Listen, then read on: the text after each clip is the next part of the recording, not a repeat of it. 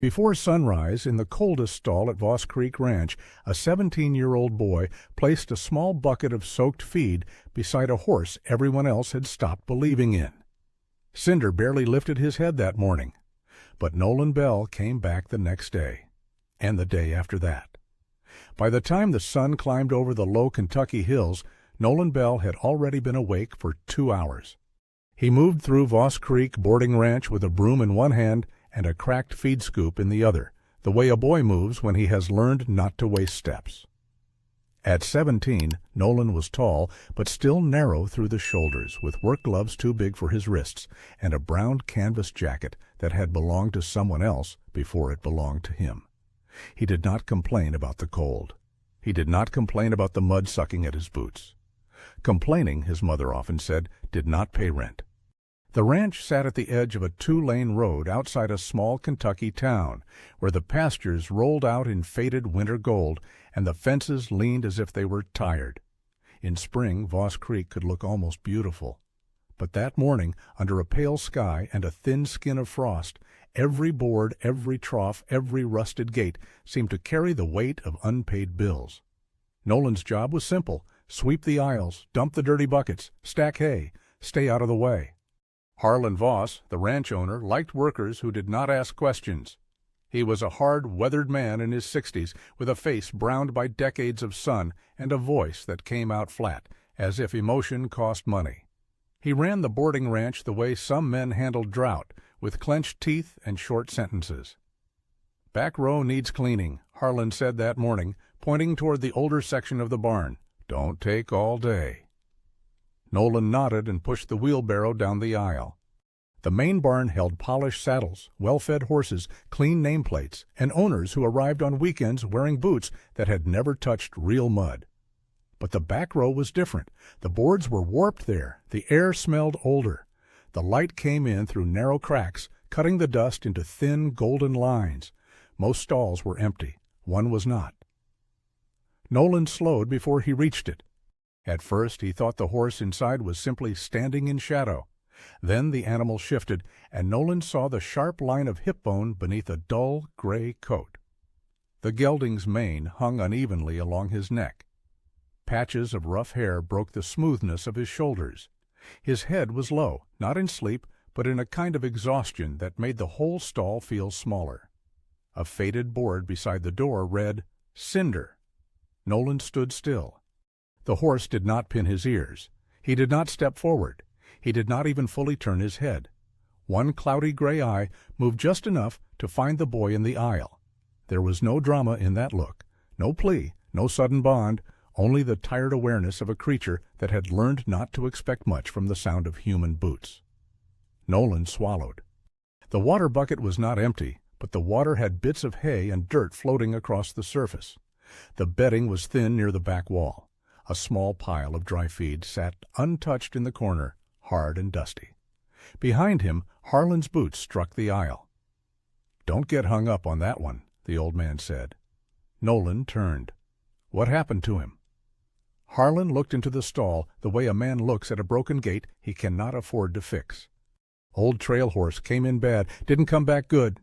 He rubbed the back of his neck. "Some horses reach a point, kid. You pour feed in, and nothing changes." Nolan looked again at Cinder. The gelding's ribs rose and fell slowly. "Does a vet see him?" "When there's money for it." Harlan's voice tightened. "You got stalls to clean." That should have been the end of it. Nolan had heard adults speak that way before, about trucks that would not start, about houses with bad roofs, about people who could not catch up once they fell behind. His mother, Ruth Bell, worked nights at a laundry service and came home smelling of bleach and steam, her hands red from hot water. Nolan knew what it meant to be measured by cost, so he pushed the wheelbarrow forward. He cleaned the empty stalls. He dumped buckets. He swept until his shoulders ached. Yet every few minutes, his eyes slid back to the last door on the row, to the gray horse, standing in the dimmest stall like something the ranch had already forgotten. That afternoon, after school, Nolan returned to finish stacking hay. Rain moved across the pasture in a soft gray sheet. The barn roof ticked and popped above him. He passed Cinder's stall without stopping, then stopped anyway. The gelding had not moved much. Nolan stood outside the door, careful not to reach in. "My name's Nolan," he said quietly. Cinder's ear flicked once. It was almost nothing. But almost nothing, Nolan knew, was still something. That night, in the small trailer he shared with his mother, Nolan sat at the kitchen table under a weak yellow bulb. Ruth was asleep before her next shift, one arm folded under her head, the television murmuring low in the other room. Nolan's dinner plate sat empty beside him. In front of him was his phone, the glass cracked across one corner, loading slowly as he searched for safe ways to feed an underweight horse. The words were careful and frightening. Slowly, small amounts, clean water, veterinary guidance. Do not rush. Nolan read each line twice. Outside, the wind moved across the trailer walls. Somewhere beyond the dark road, beyond the sleeping town, beyond the pastures silvered by moonlight, an old gray horse stood alone in a stall no one wanted to look into. Nolan did not make a promise out loud. He only tore a blank page from an old-school notebook, wrote Cinder at the top, and beneath it, in small, uneven letters, wrote the first thing he thought he might be able to give: clean water, small feed, every day. By morning he would learn whether a forgotten horse would let him come close enough to begin. The next morning came colder. Frost clung to the fence lines and turned the pasture brittle underfoot. Nolan's breath hung in front of him as he crossed the yard before sunrise, one hand gripping the handle of a small bucket, the other tucked deep into his jacket pocket. He had woken earlier than usual, not because anyone had asked him to, but because something unfinished had followed him into sleep. Inside the barn, the air held a quiet that felt heavier than the cold outside. Horses shifted in their stalls, the soft rhythm of hooves against wood echoing down the aisle. Nolan did not stop in the main row. He walked straight to the back. Cinder stood where he had been the day before, weight settled unevenly, head low. The stall looked no different. The bucket still held yesterday's water, dulled by floating debris. Nolan set his own bucket down just outside the door. He did not reach in immediately. Instead, he leaned against the frame and waited, letting the horse see him first, letting the moment settle without pressure. He had read enough the night before to understand that rushing meant risk. Too much feed, too fast, could do more harm than hunger itself. After a minute, Nolan stepped forward. "Easy," he said, though the word was more for himself than the horse. He lifted the old bucket, carried it out, and dumped the stale water into the dirt aisle. The sound was louder than he expected. Cinder flinched. Not violently, just a shift of muscle under thin skin. Nolan paused, then set the clean bucket down slowly, filling it with fresh water from the spigot at the end of the row. When he brought it back, he placed it just inside the stall and stepped away again. Cinder did not move at first. Nolan watched from the doorway, arms loose at his sides. He counted quietly in his head, not because he expected something to happen at a certain number, but because it gave him something steady to hold on to. At 30, the gelding took a step. It was a small, careful movement, as if testing ground that had not always been safe. His muzzle lowered toward the water, hovering just above the surface before finally touching it. The first sip was slow. The second came easier. Nolan let out a breath he hadn't realized he'd been holding. He did not celebrate. He did not step closer. He simply stayed where he was and watched. That became the pattern. Each morning before school, Nolan arrived early. He cleaned the bucket, brought fresh water, and measured out a small portion of soaked hay cubes, never more than what he had read was safe. He placed the feed down and stepped back. Some days, Cinder ignored it. Other days, he took a few bites, then stopped. Nolan wrote it all down. After school, Nolan returned. He checked the water again. He looked at the stall floor, at the droppings, at the way Cinder stood, whether the weight shifted evenly, whether the ears moved when he entered. Things he had never paid attention to before began to matter. By the end of the first week, he had filled half a page in his notebook. Drank more today. Left feed. Ears moved when I came in. They were small notes. They did not look like progress to anyone else. But to Nolan, they meant something was still changing. Not everyone agreed. "Kid," one of the older stable hands said one afternoon, leaning against a post as Nolan carried a bucket past him. "You're wasting good feed." Nolan didn't stop walking. "It's not much." "Doesn't need to be much if it's going nowhere." Nolan kept his eyes forward. He had learned that arguments cost more energy than they returned. Harlan noticed, too. "You clocking extra time back there?" the old man asked one evening, glancing toward the rear stalls. "I come early," Nolan said. Harlan studied him for a moment, then nodded once. "Don't get attached to something that ain't staying." It wasn't said harshly. It was said like a fact. Nolan carried that sentence with him the rest of the night. At home, Ruth was already up, pulling on her jacket for another shift. She looked at Nolan's hands, the dirt under his nails, the faint smell of hay that followed him into the kitchen. "You're putting in more hours?" she asked. "Just mornings," Nolan said, "before school." Ruth hesitated. "They paying you for that?" Nolan shook his head. She sighed, not angry, just tired. "We can't afford for you to work for free, Nolan." I know, he did know. That was the part that made everything harder. The next morning, he went back anyway. By the second week, something changed. It wasn't obvious at first. Nolan almost missed it. He set the feed down, stepped back, and leaned against the doorframe like he always did. Cinder stood still, head low, eyes half-lidded. Then Nolan shifted his weight. The faint scrape of his boot against wood echoed in the stall. Cinder's ear turned toward the sound, just one ear, just a small, quiet movement. But it was not random. It was a response. Nolan felt it in his chest before he could explain it. "Yeah?" he murmured, barely above a whisper. He didn't move closer. He didn't reach out. He just stayed. Outside, the wind moved across the pasture, bending the dry grass in long, slow waves.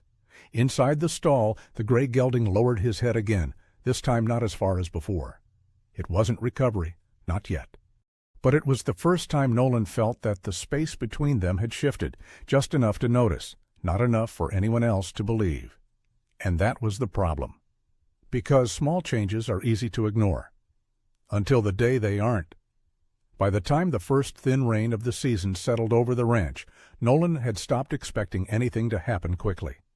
The mornings blurred into one another. Cold air, quiet footsteps, the weight of the same small bucket in his hand. What changed were the details, and only if you were looking closely enough to notice them. Cinder no longer stood pressed into the darkest corner of the stall. It wasn't a dramatic shift. Some days he still drifted back there when the wind rattled the loose boards or when unfamiliar voices passed through the barn, but more often now he stood closer to the center, where the light from the narrow cracks touched the straw in thin gold lines. Nolan marked it down in his notebook. Stands forward more. Not always. It wasn't the kind of note that would impress anyone. It didn't look like progress. It didn't look like anything at all. But Nolan had learned that progress did not always arrive in ways people could clap for. After 3 weeks, Cinder began finishing the small portions Nolan left behind. Not every day, not even most days. But enough that the hardened feed in the corner no longer stayed untouched. Nolan adjusted nothing quickly. He remembered what he had read. He remembered the warnings. Too much, too fast, and the body fails in ways that cannot be undone. So he kept the portions small. He kept the routine steady. And he kept coming back. One afternoon, as the clouds broke and a dull sun spread across the pasture, Nolan stood just outside the stall, watching. Cinder lowered his head to the feed, chewing slowly, the movement deliberate, measured. A stable hand passed behind Nolan and stopped. "That thing still alive?" the man asked, peering into the stall. Nolan didn't answer. The man chuckled under his breath. "You're patient, kid, I'll give you that." He moved on, boots echoing down the aisle. Nolan stayed where he was. Patience, he thought, wasn't something you decided to have. It was something you were left with when nothing else worked faster. At school, the days felt shorter and louder. Lockers slammed, voices carried. Nolan moved through the hallways with the same quiet focus he brought to the barn, but here it made him stand out in ways he didn't want. "Hey, barn boy," someone called from across the corridor one afternoon. Nolan kept walking. "You smell like hay," another voice added, laughter following behind it. He didn't turn. There was no point.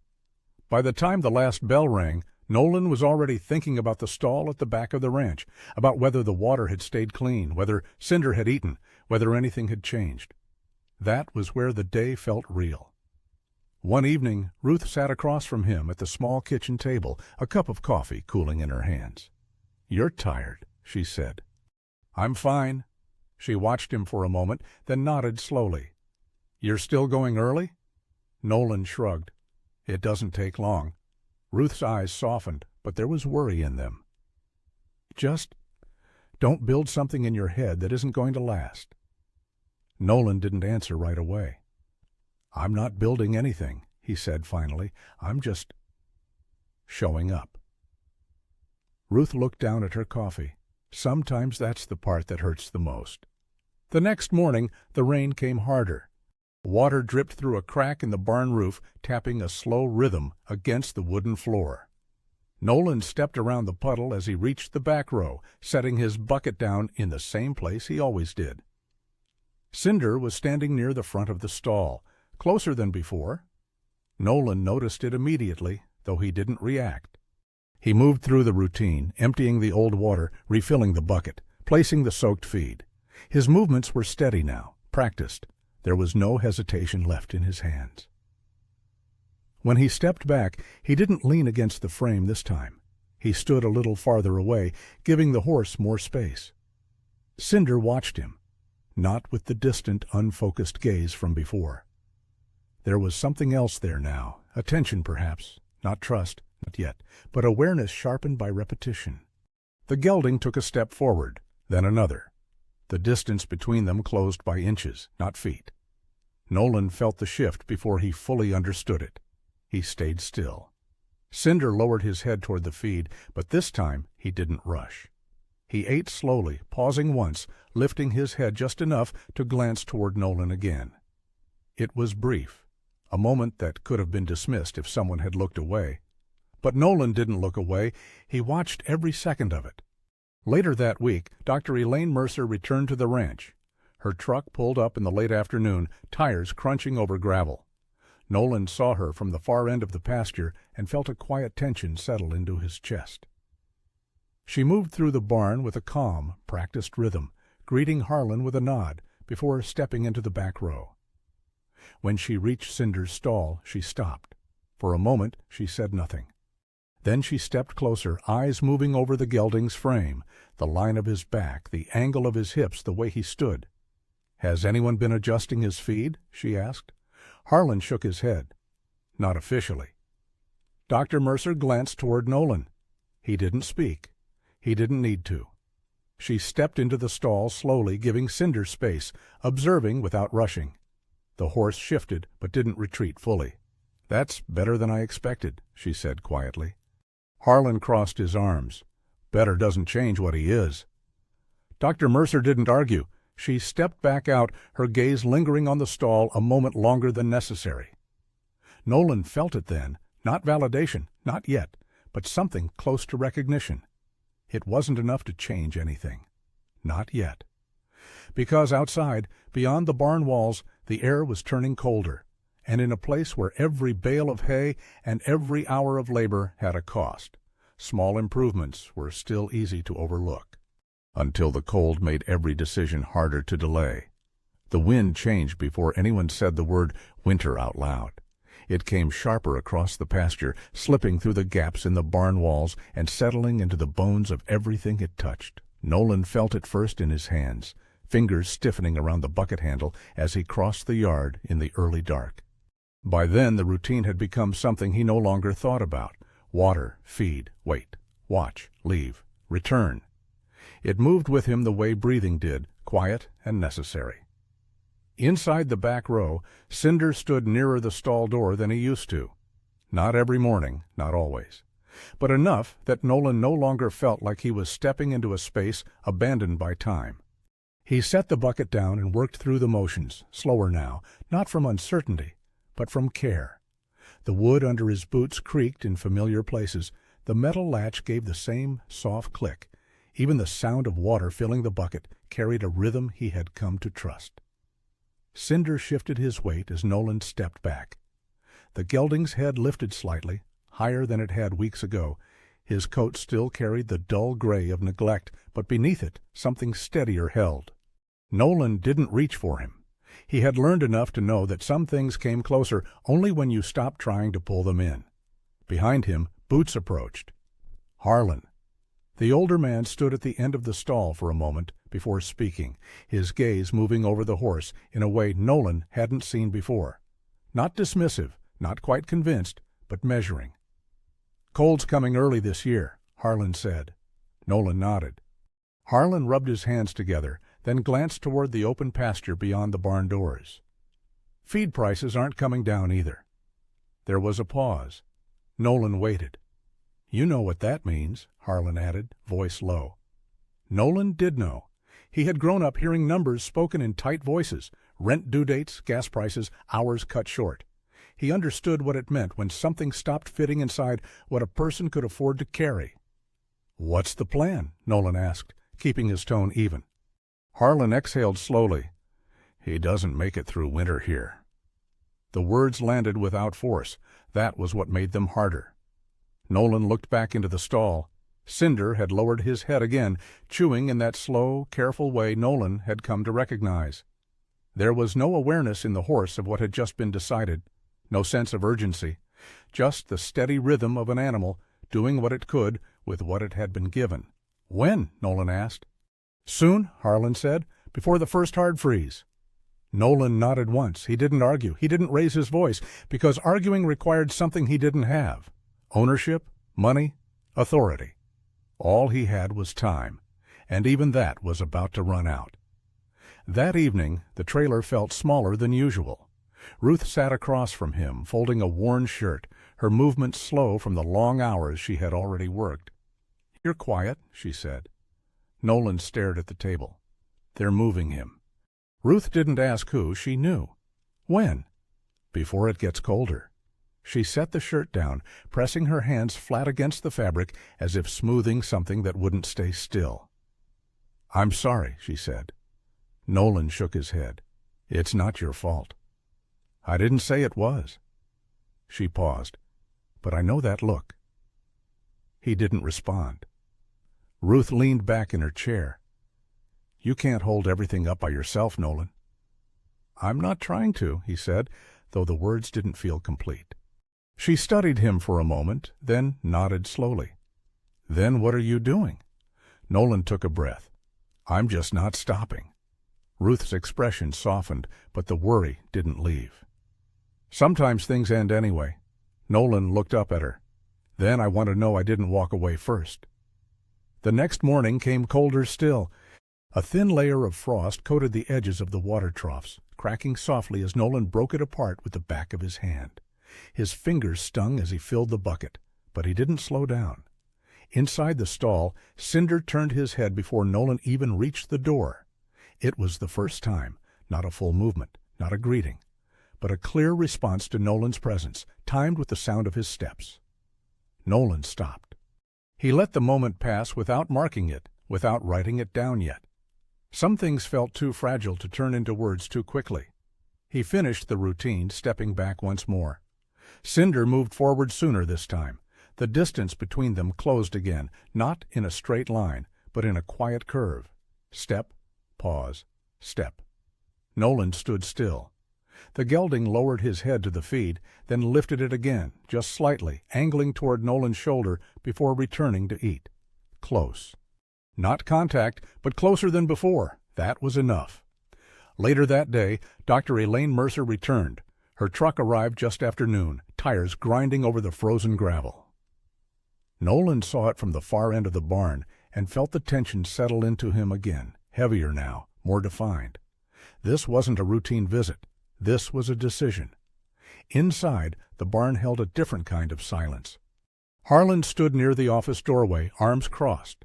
Ruth had come early, standing just inside the aisle, her hands tucked into her coat pockets. A few of the other hands lingered nearby, not speaking, but not leaving either.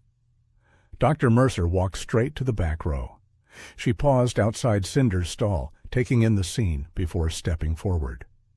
"We'll take a look," she said, her voice calm. Nolan moved to the side, giving her space. He didn't touch the door, didn't open it, not yet. The metal latch sat between his fingers, cold and still. Behind him the barn seemed to hold its breath. And for the first time since he had found the gray gelding in that forgotten stall, Nolan understood exactly how much could change or end, depending on what happened when that door finally opened. Cold metal pressed into Nolan's palm as he stood there, feeling the weight of a moment that did not ask for words. Dr. Mercer waited beside him, not impatient, not urging, just present. Harlan stood a few steps back, his posture firm but quieter than usual. Ruth didn't move at all, her eyes fixed on the stall as if she were bracing for something she could not name. Nolan exhaled once, steadying himself. Then he lifted the latch. The door opened with a low, familiar creak. No one stepped forward, no one reached in. For a second, nothing happened. Cinder remained where he was, just inside the stall, head lowered slightly, the gray of his coat catching the thin winter light. The air in the barn felt tighter somehow, every small sound sharpened, the shift of hooves in distant stalls, the faint whistle of wind through the boards. Nolan stepped back, leaving the space open. He didn't call the horse, didn't coax, didn't move his hands. He had learned enough to know that forcing a moment like this would break it. Cinder lifted his head. It wasn't sudden, it wasn't dramatic, just a gradual rise, muscle by muscle, as if the effort still required thought. His ears turned forward, not pinned, not uncertain, simply attentive. He took a step. The sound of his hoof against the wooden floor carried farther than it should have. Then another. Each movement was measured, steady in a way that had not been there weeks before. The sharp angles of his body had softened, not fully, not completely, but enough that the line of his back no longer told the same story. Nolan felt it before he understood it. The difference, not in size, not in strength, in presence. Cinder moved out of the stall, crossing the threshold into the open aisle. The light from the barn doors reached him fully now, tracing along his neck, catching the faint sheen that had begun to return to his coat. Dr. Mercer stepped closer, her eyes focused, her movements careful. She didn't touch him right away. She watched him stand, watched the way he shifted his weight, the way his legs held under him, the way his breathing moved, slow, even, controlled. "That's a change," she said quietly. Harlan didn't answer. His gaze stayed fixed on the horse, as if he were trying to reconcile what he saw with what he had already decided. Dr. Mercer reached out then, placing her hand lightly along Cinder's neck. The gelding flinched, just a fraction, but didn't pull away. "Not perfect," she continued, her voice steady. "But he's stabilizing. Better hydration, better condition. He's responding." She glanced toward Nolan. "How long has this been consistent?" Nolan hesitated. "Every day." "For how long?" "Couple months." Dr. Mercer nodded once, her expression thoughtful. She stepped back, folding her arms loosely. "He's not a lost cause." The words settled into the space without weight, but they changed everything. Behind her, one of the stable hands shifted his stance. Ruth exhaled softly, a sound she hadn't realized she was holding in. Harlan looked down for a moment, then back up again, his jaw tightening. "He still costs feed," Harlan said, though there was less certainty in it now. Dr. Mercer met his gaze. "So does every horse worth keeping."